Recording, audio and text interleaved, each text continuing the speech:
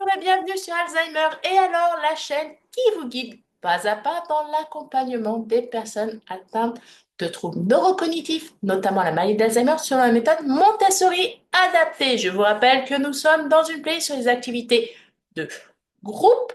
Et aujourd'hui, on va parler d'un outil à la fois ludique, efficace et profondément humain, les jeux de société adaptés. Oui, ça existe. Vous pouvez même le taper sur Internet. Vous allez voir que vous pouvez en trouver un certain nombre et notamment quelques-uns qui sont extrêmement pas sympas. Par exemple, je vous propose quelque chose, mais vous inquiétez pas, je ne touche rien dessus. Mais par exemple, vous avez 2 minutes de bonheur qui sont des jeux absolument géniaux. Car oui, même face aux troubles cognitifs, jouer, ça reste possible et c'est bénéfique à tous les niveaux. Donc pourquoi jouer, c'est important? Le jeu va stimuler en fait les capacités préservées de la personne que vous accompagnez. Ça va favoriser sa motricité fine puisque vous allez avoir par exemple des pions, des cartes ou d'autres objets à manipuler. Ça va entretenir l'attention puisque la personne qui participe à ce jeu va devoir retenir des règles et faire attention à ce qui est dit. Mais ça fait aussi du bien au cœur parce que la personne qui participe, elle se sent utile. Bref, jouer, ça va créer du lien, des rires, du plaisir partagé et tout cela, bien sûr, sans jugement. Chez les personnes atteintes de troubles neurocognitifs, c'est un moyen simple, en fait, de se sentir reconnu. Et pour vous, aidant ou accompagnant, c'est un moment de répit joyeux, loin de la pression des challenges quotidiens. Alors, comment choisir les bons jeux? Alors, je vais vous donner des critères à garder en tête qui sont très simples et vous allez voir qu'il n'y a pas besoin de dépenser des milliers et des cents dans la méthode Montessori puisque c'est des jeux que vous pouvez même faire à la maison avec ce que vous avez sous la main. Donc les critères pour choisir les bons jeux. Un, des règles très simples, auquel cas adaptez-les.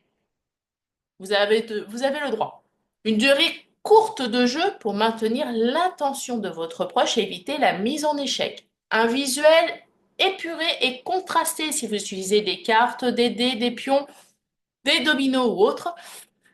Des jeux surtout collaboratifs, pas de jeux compétitifs. Je vous rappelle que dans la méthode Montessori, on évite l'échec. Une manipulation aussi doit être facile. Donc les cartes doivent être rigides, par exemple des grandes cartes plastifiées, des pions très larges ou très contrastés. L'idée, c'est de s'adapter aux capacités préservées de la personne avec qui vous allez jouer et pas à ses pertes.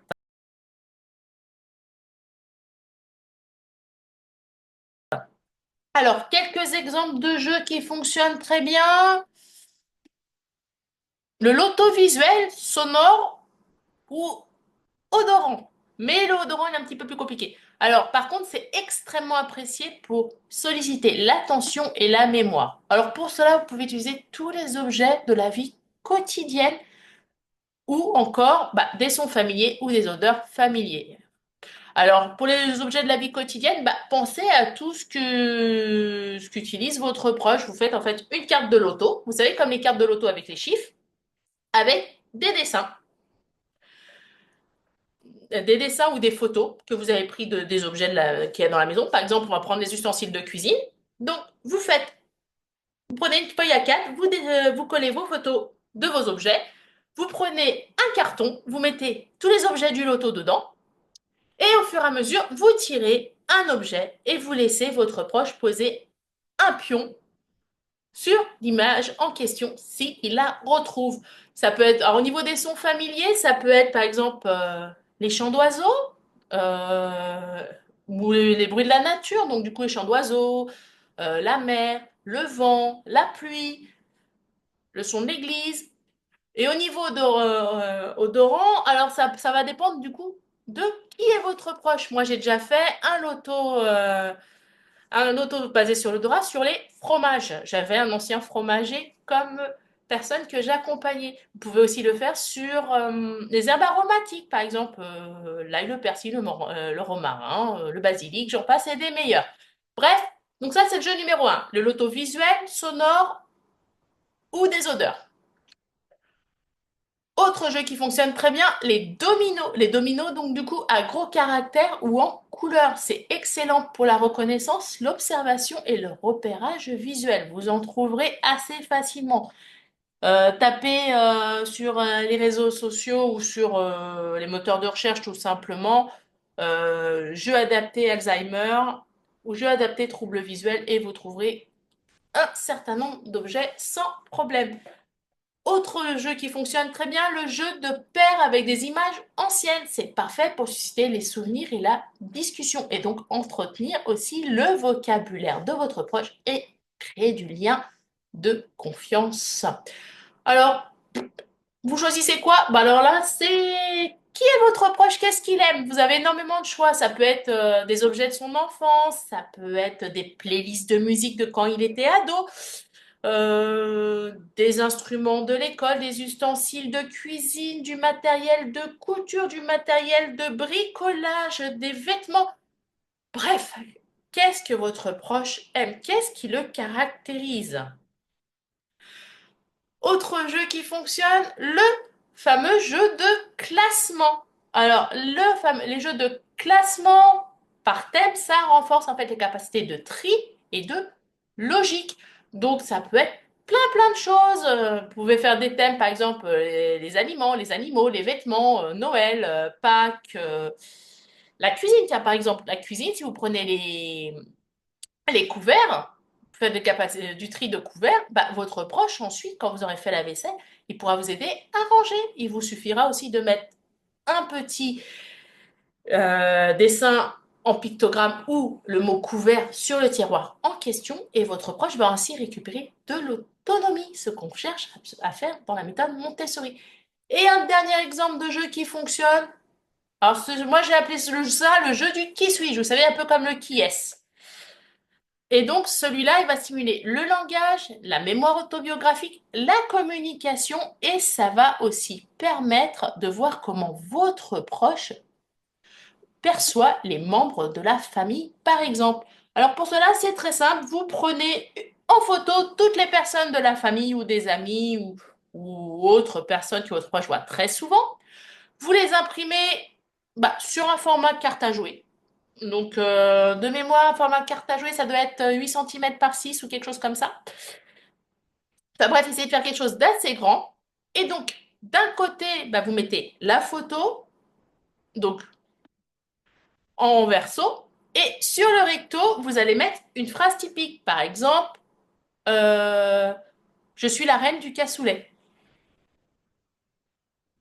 Et là, donc, du coup, le but du jeu, ça va être de savoir, dans la famille, qui sait faire le cassoulet et est particulièrement bon pour faire cette recette.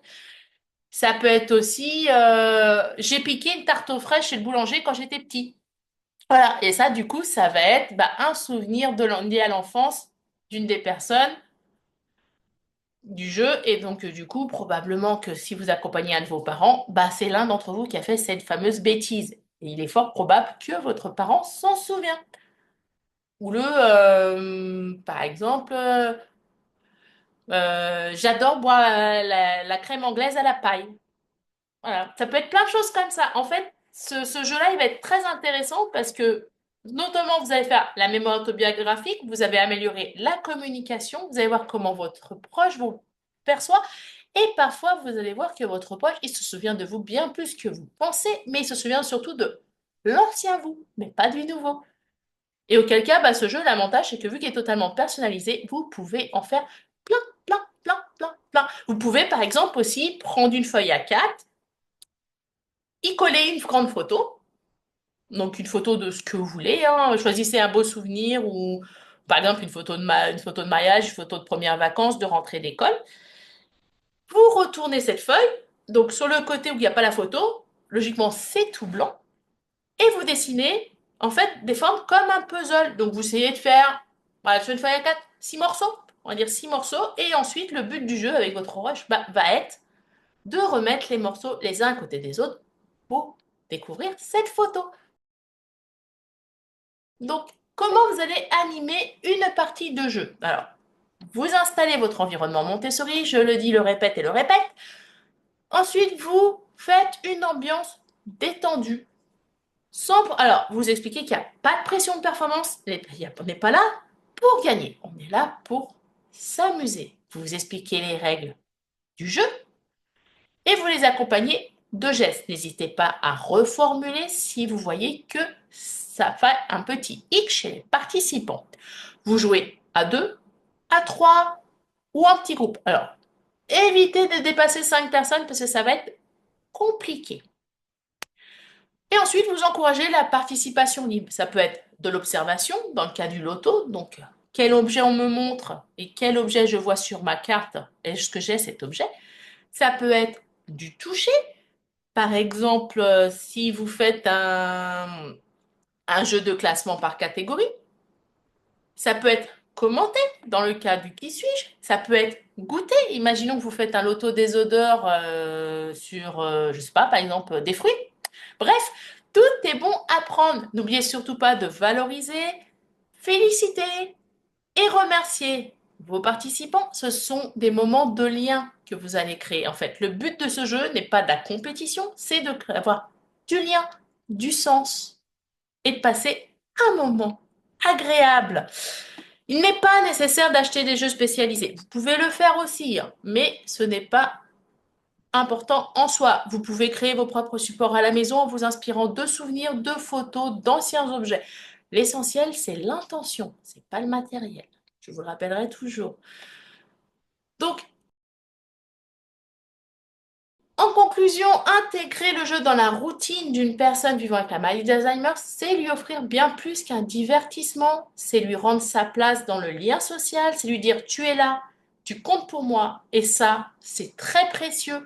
Si cette vidéo vous a inspiré, je vous invite à la liker, à vous abonner. Une vidéo sort tous les jeudis à 15 heures. Activez la petite cloche pour recevoir toutes les prochaines vidéos et ne pas les oublier. Et vous, quel jeu allez-vous tester avec votre proche? Partagez vos idées en commentaire. Je vous lis tous avec un grand plaisir et j'y réponds bien évidemment. On se voit jeudi prochain.